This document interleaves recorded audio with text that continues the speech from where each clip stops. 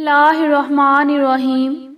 ایش voice کے تمام سامعین کو خلوص اور پیار بھرا سلام۔ میرا آج کا موضوع ہے اللہ پاک کو ہنسا دینے والے 3 کام۔ آج کے موضوع پر بات کرنے سے پہلے ہم اپنی ناظرین سے گزارش کرتے ہیں کہ اگر آپ ہماری چینل پر نئے ہیں تو سب سے پہلے ہمارا چینل سبسکرائب کریں اور بیل آئیکن کو پریس کرنا مت بھولیں تاکہ ہماری آنے والی نئی ویڈیو سب سے پہلے آپ کو ملتی رہے۔ حدیث میں ہے چند باتیں ایسی ہیں ان سے اللہ کو ہنسی آتی ہے جیسی ہنسی اس کی شان کے مناسب ہے۔ حدیث میں ہے کہ 3 موقعوں پر حق تعالیٰ کو ہنسی آتی ہے۔ پہلا موقع، ایک میدان حج میں جب ننگے سر، ننگے پاؤں، گرد پڑا ہو، بال بکھرے ہوئے، ناہن بڑے ہوئے، نہ خوشبو اور نہ زینت، اور لبیک لبیک کہتے ہوئے بندے پھر رہے ہیں، حق تعالیٰ کو اس موقع پر ہنسی آتی ہے کہ کیا چیز ان کے گھروں سے نکال کر لائی ہے، بیوی بچے چھوڑے، وطن چھوڑا، آخر یہ کیوں فقیروں کی طرح بے وطن ہوئے ہیں، میری محبت ہی میں تو پھر رہے ہیں۔ حق تعالیٰ ہنستے ہیں اور ملائکہ سے کہتے ہیں کہ تمہیں گواہ کرتا ہوں میں نے ان سب کی مغفرت کی، یہ میری محبت میں گھر بار، بیوی بچوں کو چھوڑ کر آئے ہیں، میں کریم ہوں، یہ نہیں ہو سکتا کہ گھر بار چھوڑیں اور میں توجہ نہ کروں، میں نے ان سب کی مغفرت کی تو خوش ہو کر مغفرت فرماتے ہیں۔ اس خوشی کو ہنسی سے تعبیر کیا گیا ہے۔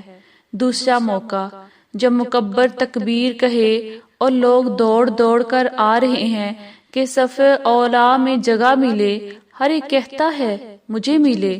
گویا ایک قسم کا جھگڑا ہے اور آگے پیچھے کی دوڑ ہے۔ حق تعالیٰ کو ہنسی آتی ہے کہ جو اپنا گھر چھوڑ کر میرے گھر آئے ہیں ان میں سے ہر ایک آگے بڑھنے کی کوشش کر رہا ہے، یہاں کوئی مٹھائی روٹی نہیں مل رہی، آخر یہ کیوں دوڑ رہے ہیں، یہ میری محبت میں دوڑ رہے ہیں، یہ ہمارا دربار جان کر آئے ہیں، یہ چاہتے ہیں کہ اپنے پروردگار کے جتنا بھی قریب ہو جائیں گے اتنے ہی ہمارے درجات بلند ہوں گے۔ اس سے خوش ہو کر حق تعالیٰ کو ہنسی آتی ہے۔ تیسرا موقع،